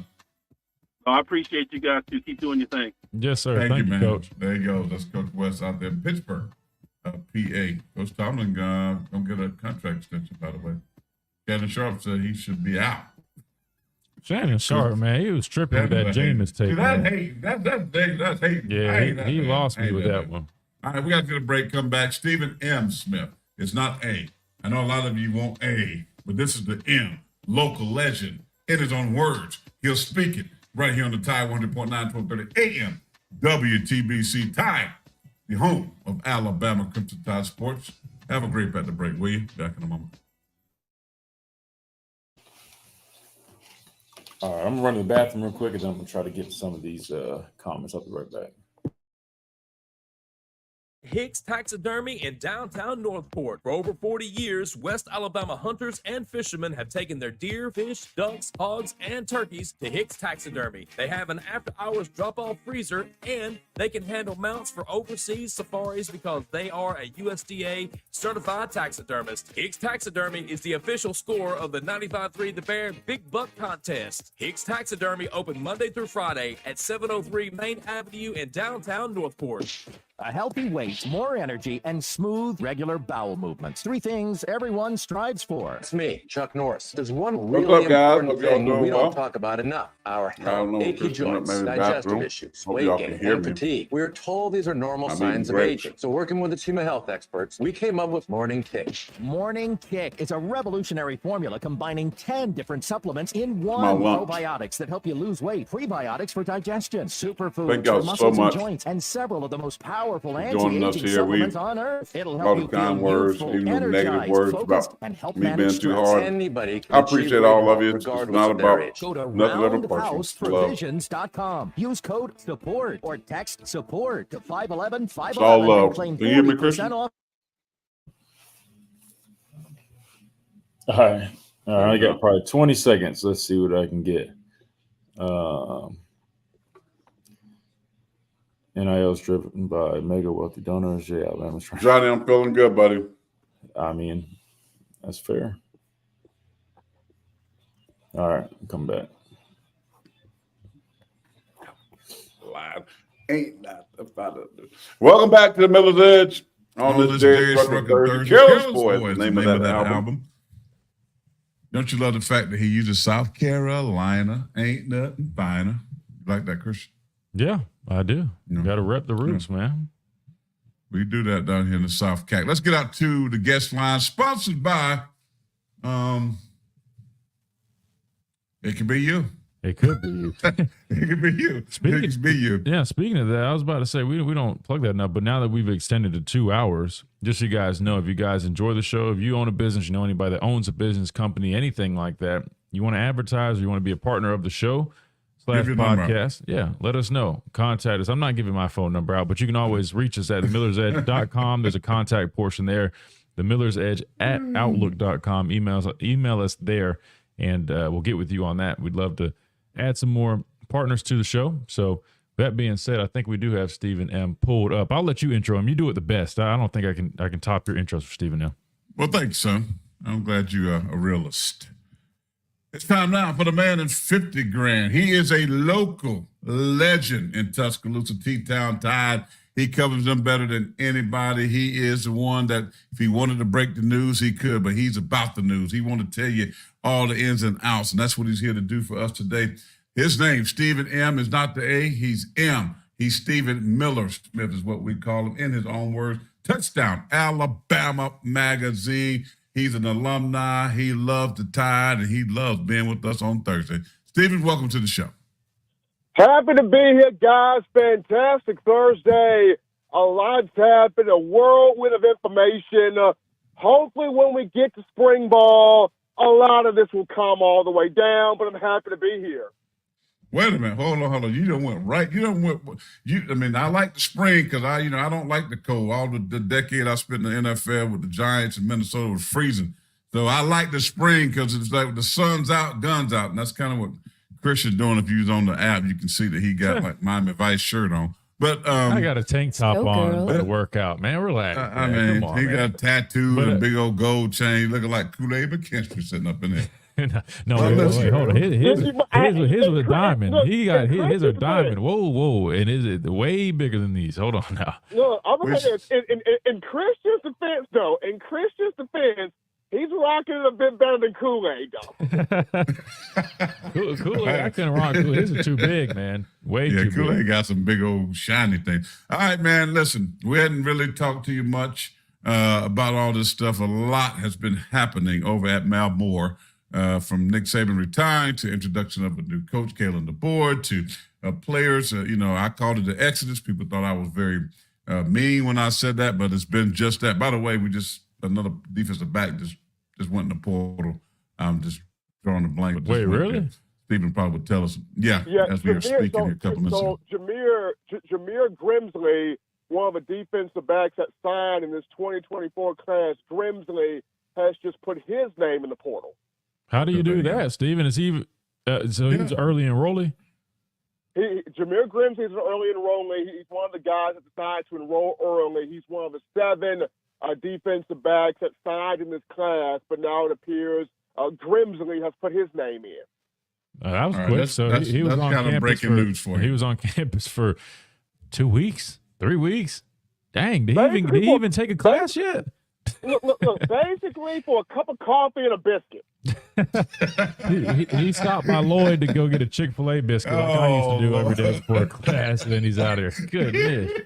Oh, God. I mean, I'm not laughing at this. I mean, this is it's going to work itself out. I know it will. But Steve, let's get right to it, though. I mean, you hire a guy from I call it the left coast, Pacific Northwest, and Kalen DeBoer. You can't despite 25-3. You can't despise, what he's done. Pac-12 Coach of the Year, all that good stuff. But and wait, and he just got it. I think Stallings Coach of the Year. I think it was like national. Whatever. Or He's done it all. His record is impeccable. You can't deny it. You can't hate on that. My point is, though, it's still a problem to this locker room, and we're seeing the evidence of it. And I know former players speaking out, current players are speaking out, but it don't seem to be able to slow anything down. What's happening? Well, right now, of course, for all the players that have left, they didn't come to Alabama to play for the program. They came to play for Nick Saban, and they came to play for. He's the one with the straw hat. He's the one with the whistle around his neck. He's the one chewing your butt out. That's who they came to play for. They came to play for Nick Saban. So when Saban decided to retire and step off to the side in a different role, for a lot of these players, their mind becomes, okay, if he's not coaching me, if he's not developing me or teaching me, is Alabama really Alabama? Is this place really what it is if Nick Saban's not the one coaching me? That's what's going on in the mindset of a lot of these young men who have chosen to transfer out of here. To the ones who have stayed, they're committing to the absolute program of the culture, the pageantry, the dynamics here of the Alabama football program. So you're kind of getting a mixture of who committed to the program versus who committed to just head coach Nick Saban. But when you look at what Kalen DeBoer has done, yes, he's never been a guy in the South, but the coaches that he has hired, when you look at bringing in Kane Womack from South Alabama, you're bringing Maurice Linguist from Buffalo.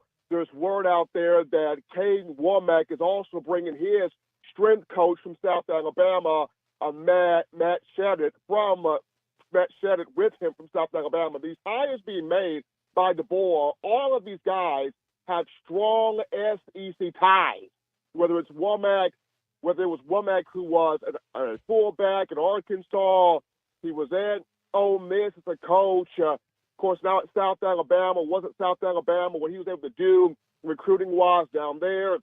When you look at Matt Shedid, who was the strength coach at South Alabama, he spent time in the SEC, whether it was LSU as a strength and conditioning intern, Ole Miss, strength and conditioning coach, Maurice Linguist, who spent time in Mississippi State as a safeties coach in A&M, Texas A&M as a cornerbacks coach.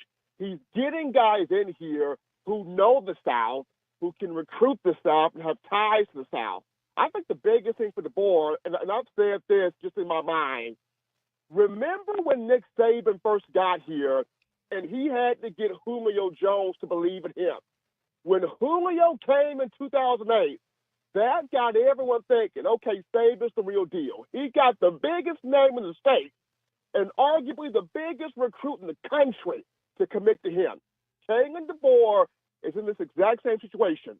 If he can get Ryan Williams, the biggest player in the state, Ryan Williams, arguably the biggest player in the country, to get back on board and commit to him, this may solve a lot of stuff. Wow. Well, I was about to say, I mean, it sounds like, so you think history might repeat itself. You talked about Coach Saban and Julio now. I'm telling you, Christian, I grew a huge history buff here. When you think about it, when Coach Saban first came, he was not a South guy. He was Michigan State, Toledo, NFL. He was not a South guy until he came to LSU. And then he was not really a Bama guy either. And the coast was controlled by Auburn in recruiting for a long time until Julio Jones said yes to Nick Saban. And that's when people start to say, maybe the Saban hire's the real deal. Maybe the Saban hire's about something. He got Julio to commit. Now here's Kalen DeBoer. The thing is, he's not from the South. He's never been here. He's never recruited here. Yes, he's starting to hire coaches that have ties. But if he gets Ryan Williams to come on board, you're going to start seeing some buzz on that end. That's interesting. And I mean, I do think that could definitely help things out tremendously. Now, if I'm not mistaken, they did have boots on the ground recruiting in Mobile. I'm sure they went and visited with him. So I know he's definitely a guy that they really would like to lock up, and they probably need to at this point. Steve, I want to ask you, talked about all these coaches that they've hired. They still got, I think, the linebacker position that's still waiting to be filled. Coach Balla just announced that he will not be retained. And then also special teams coordinator, I think that one needs to be filled as well. Do you have any names in mind? Look, you were actually spot on. When we asked you about the head coaching search, you mentioned Coach DeBoer of Washington, and that's indeed who they hired. So do you have any word on any names for a special teams coordinator or a linebacker coach or any other coaches that might be added to this coaching staff to help round things up? Now, I'll say this. As far as special teams coach, guys, is concerned, I know DeBoer brought in his tight ends coach from Washington. I have not heard on Joe Cox in terms of have they done completely away with him, because if they have not, I would love to see Joe Cox move to that special teams role. He has ties in the SEC, former quarterback at Georgia. He backed up Matt Stafford. We saw what he did with Alabama's tight ends the last few years. Having him coach special teams would be a very nice touch there, very nice deal there. But if they are doing away completely with Joe Cox, I haven't heard anything yet on special teams. We'll continue to do some digging there, but I feel like the main two spots would be your linebackers coach and your special teams coach. That would be the main two ideas there. Also, keep this in mind, does Alabama also look at maybe moving Freddie Roach back to a linebacker position and getting a defensive line developer in that defensive line spot? Wow. I think he could definitely move to outside linebackers. The thing is, if they're going with a 4-2-5, I know they do have that outside linebacker jack type position. I don't know if they'll designate a whole room to outside linebackers like you would if you have a 3-4. But if they did, I definitely could see him moving to the outside linebacker position. Inside linebacker might be quite the transition, but he probably could do it. But that is an interesting point, though. I did say that I thought that'd be good for his personal development as a coach, because if he wants to be a coordinator someday, knowing both ends, right, knowing the back end, the coverage part of the defense as well as the fronts, definitely that puts you at an advantage in terms of making the next step to being a coordinator. So I can see that happening.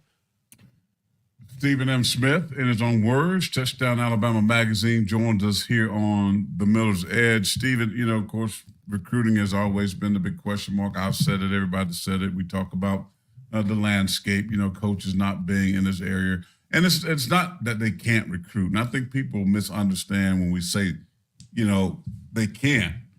It's not that they're not able to. It's just because of the relationships. How do you think, a guy like Caleb DeBoer has been perceived at the high school? We saw, Denzel, we saw Chap and Coach Gillespie over at Central High School there in Tuscaloosa. They're out the boots on the ground. We heard Greg talk about it. Greg Byrne talked about, they splitting up the roster, they splitting up they're doing a lot of different things. But I think the biggest thing for me, being from an area like Seattle, which I love Seattle, it's nice. But now you come down, let's go Trussville, Alabama.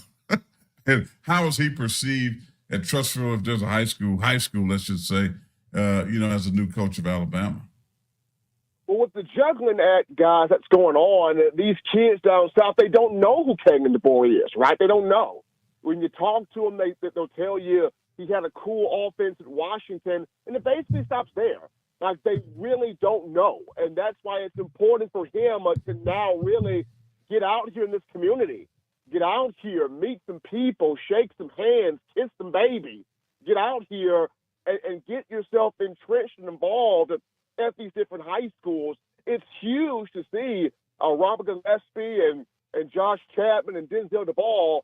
They're out there at Central Phoenix City High School. They're out here at a lot of these places in the Alabama area, getting themselves involved. And that's big, but it's going to be critical for Coach DeBoer to get out here at these local high schools and let these kids see your face and really get to know who you are, because right now they don't know who you are.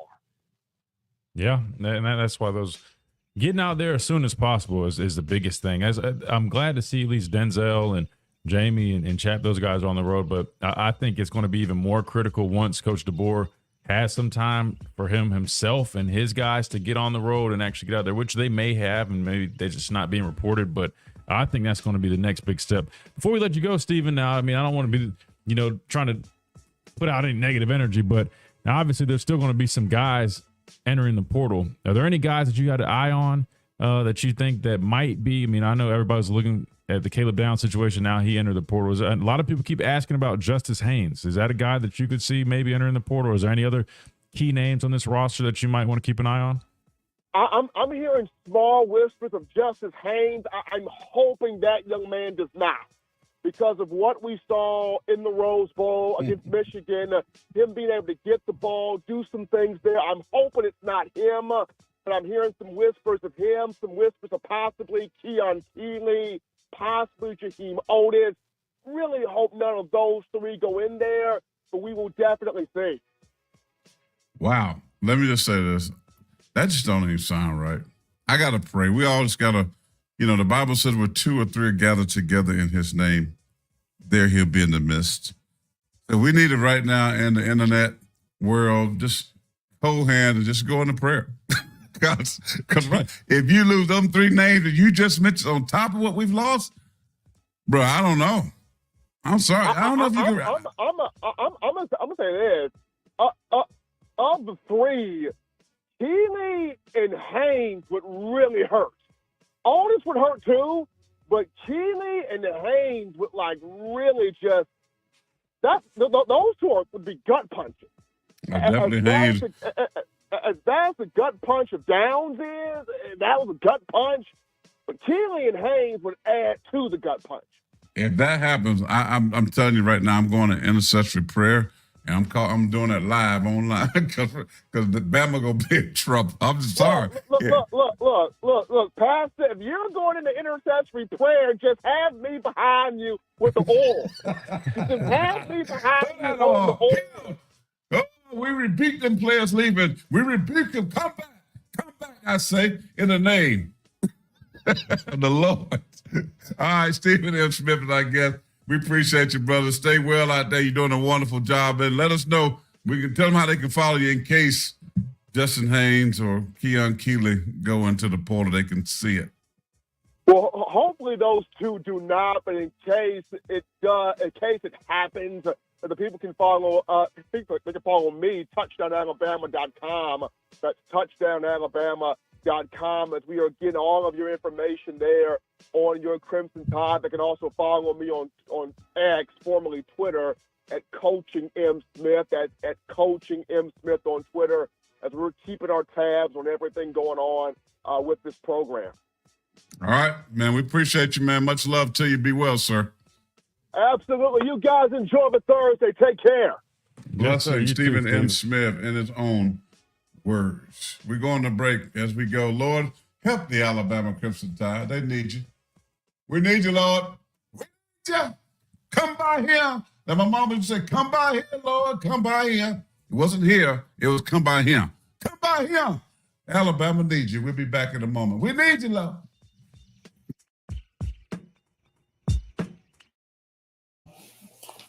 Yeah, that would not be good. Yeah, that would not be good if we lost now. But again, you just got to move on, work with the people you got. You got to keep rolling with it. Sam said Roach was inside linebacker. For some reason, I was thinking he played outside, but no, he definitely could do it. I just think he probably would prefer that. I just know some guys prefer to coach a D-line and be more up front, which I think he kind of mentioned, but he definitely could coach inside linebackers. Definitely be a lot more. Just because inside linebackers, D-line, man, so much difference. But he definitely could do it, no doubt. But I mean, I was just looking at his the recruits that he's brought in. I mean, literally was 5-star, 5-star, 5-star. They would have been a fool to let Freddie go. So thank God they retained him.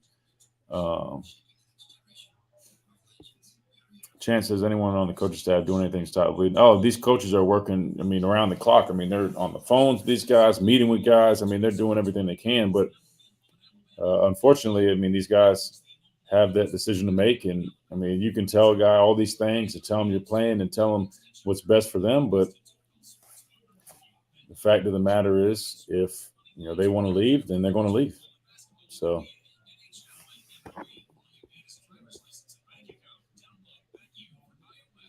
let's see what else we got.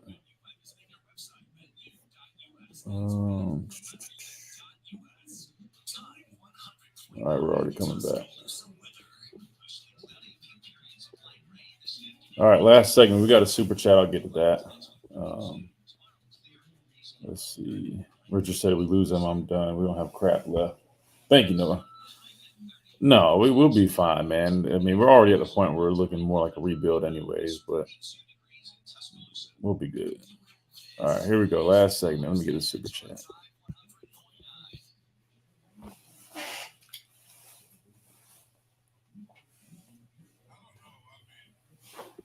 College a lot at the University of South Carolina. But imagine 9 years. Imagine being in school. I know if you're going to be a doctor or maybe some high-to-do lawyer or something, maybe 9 years. Well, Miami tight end Cam McCormick's college career will have one more season. McCormick said Thursday that his petition, for a 9th season of college football had been granted, and he will be back with the Miami Hurricanes in 2024. No college football player has ever had 9 seasons of eligibility before McCormick petitioned the ACC in September in the hopes that he playing 2 seasons with the Hurricanes. So 9 years of eligibility. He was at Oregon, I believe, 7 years. 7 years at Oregon. Now he's going to get 2 more with the U. I mean, how many degrees does this guy have? I mean, he's got to have, bachelor's, probably a couple masters. He might have his daughters, right? I mean, that's just. And he's smart because I'm sure they pay for every ounce of it. Yeah. I mean, you can't beat that, right? Playing a sport, getting all these degrees. I mean, he sounds like he's winning, man.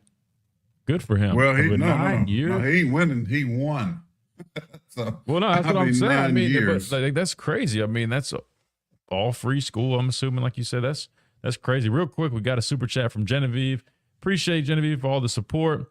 It's coaches movement. Are there any unwritten codes between the coaching fraternity concerning information that they will or will not disclose concerning their former team when game planning against them? That's a great question. I mean, if we're being honest, I mean, I think as we've learned, from this whole Michigan scandal, right? People are going to do whatever it takes to win, right?